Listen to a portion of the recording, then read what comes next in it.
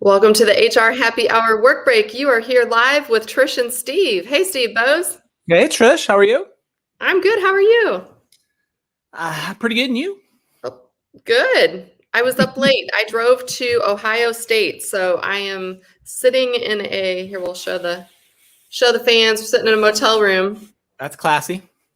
You know what? It's really nice. I'll tell you, I'm at the Aloft. Is that how you pronounce that? Aloft, whatever.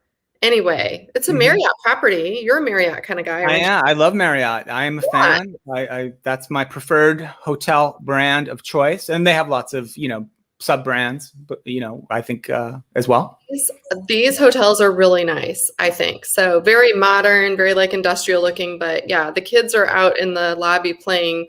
I don't know, they had everything from Jenga to Battleship to you name it. So they're out there hanging out. And I think one of the best hotels I ever stayed in was the JW Marriott in Beijing. But one time I was in Beijing years ago, oh my God, they took care of us there. That was a wonderful place.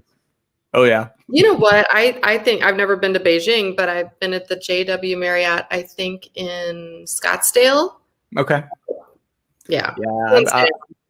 I believe it, Trish. Jessica Lee, right? She's still with Marriott, isn't she? I believe that is true. I think that's true. So yeah, we'll give a shout out to Marriott because you're a Marriott guy. Apparently I stay at Marriott more than I realize.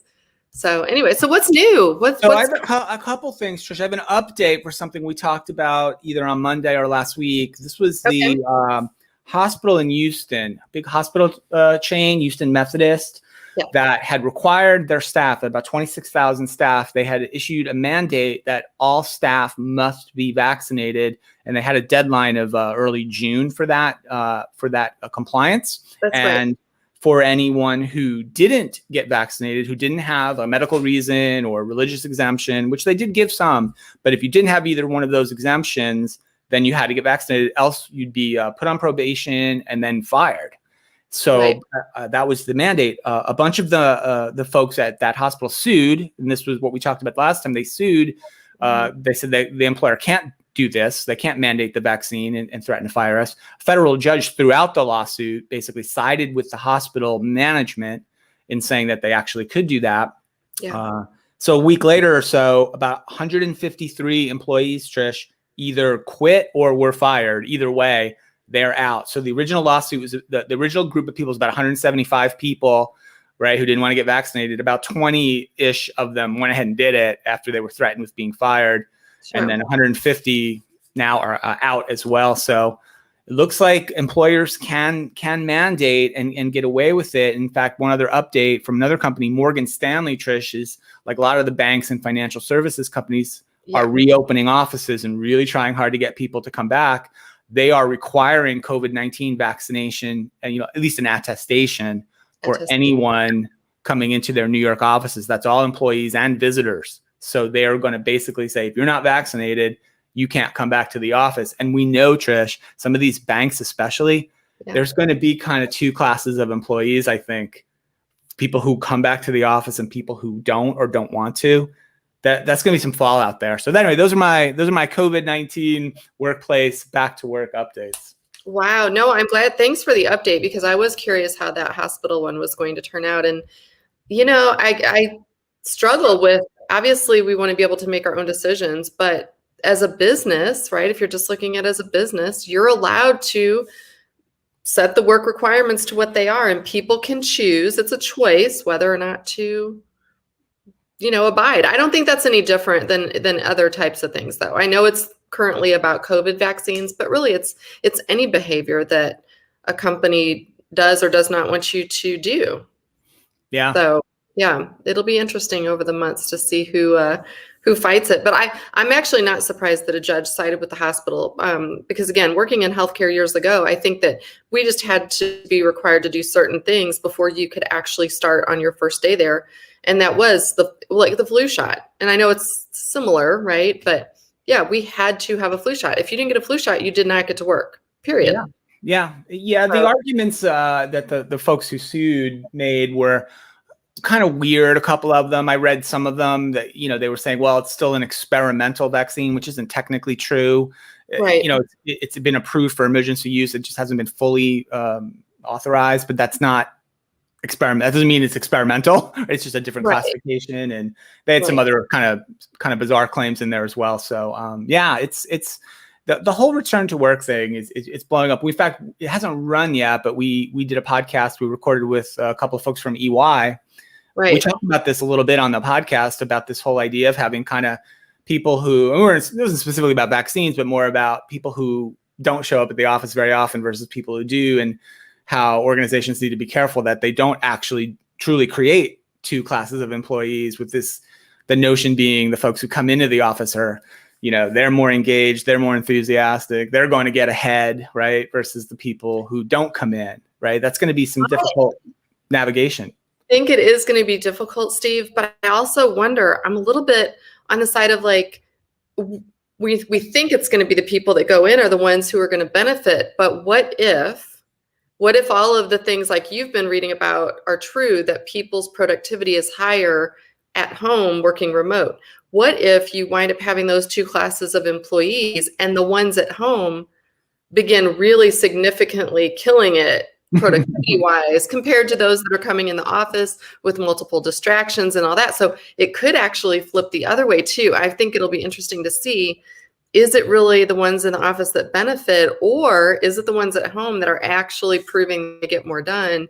Maybe they're more creative, they're more relaxed, maybe they're happier, maybe their employee satisfaction scores or employee engagement scores go up, right? We've heard that already from Ernst and Young. So I think that's quite possible, because if the organization truly goes to a really flexible approach to work, to the point where they allow people to choose their own schedules and their own ways of working, they really did that, then I think you're right, because I think most people would gravitate towards whatever setup seemed to benefit them the best in their work life and personal life, and therefore, in theory, be more productive. So, because we've read a million stories about some people really killed it working from home, really adapted well, and they love it, and it's great, and they're doing great. Other people, not so much, right? And there's plenty of reasons why work from home has not worked for a lot of folks. So if you let those folks kind of just choose their preferred style of working and schedule, et cetera, yeah, it's bound to lead to better overall engagement and productivity, one would think. I think so. And also now we have that proof of, the last 12 to 18 months, whereas before it was sort of a theory, right? People didn't know. Like if I asked to work from home, I didn't really know if I would be successful at doing that. Now we've kind of been forced into doing it. And so people know, and again, some people really love having closer management ties to them in person. I'm an extrovert. The one thing in working from home is a choice for me, but what I miss, like being on the road, for example, is not having that interaction. So if you're an extroverted person who kind of gets energy from others in person, then working from home can actually be a real hindrance to your productivity. Sure. So, because it's almost like depressing for too long. So yeah, I think you're right. I think the jobs where you can actually have some choice and flexibility, maybe you're in the office once or twice a week, from home the rest, whatever. Yeah. It's probably the hybrid, honestly. The hybrid workers, I wonder, will probably be the ones that come out on top. Yeah, flexibility, I think, is key. So, Trish, you're at just one thing before you go. I don't know how familiar you are with Ohio State. They get really fussy, those people out there. They like it to be called the Ohio State University. I am well aware. They like the "the" in there. I wish they'd get over themselves. It's ridiculous. And hopefully, if there's anyone in Ohio listening. So can I tell you a funny story a little bit about that? So my son has been the Ohio State fan. I don't know, his entire life, right? He's almost 18. It's just been his school where it's like the dream school, right? So he's been all about it. So here we are, I have to admit, driving around the stadium this morning and like thinking about him being 5 years old, saying, someday I'm going to play at the Ohio State. And like, here we are. I know it's camp, it's football camp, but still, my daughter, we just packed really quick. She decided at the last minute to go to help me drive from St. Louis up here. And so nice that she did. But we're sitting at breakfast and I looked at her and I'm like, are you wearing a Nebraska shirt? She's got a Nebraska shirt on here. I think you can get away with that there because I don't think they care about Nebraska. What you can't wear there is Michigan. You can't. In fact, they're so crazy. They try to ban the color blue. Like I know. not just Michigan shirts. Like they don't even want you to wear blue. They're trying to ban a color. That's ridiculous. Well, All right. hopefully we don't get called out for the Nebraska shirt, but you know what? In her defense, Carly is actually looking at going to college in Nebraska. She wants to be with one of the top-ranked women's bowling teams. So that's Nebraska, Who doesn't? Right. Absolutely. right? And that's what you got to do. So anyway, that'll be our day today. I'm sure I'll Well, have tweet fun. or something, so it'll be exciting. But yeah, it's funny. I'm going to be taking work calls from inside the stadium. So Yeah. I have no comment.